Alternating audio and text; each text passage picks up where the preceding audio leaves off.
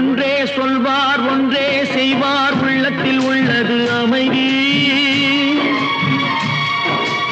இன்பத்தில் துன்பம் துன்பத்தில் இன்பம் இறைவன் வகுத்த நியதி ஒன்றே சொல்வார் ஒன்றே செய்வார் உள்ளத்தில் உள்ளது அமைதி இன்பத்தில் துன்பம் துன்பத்தில் இன்பம் இறைவன் வகுத்த நியதி சொல்லுக்கு செய்கை பொன்னாகும் வரும் துன்பத்தில் இன்பம் பட்டாகும்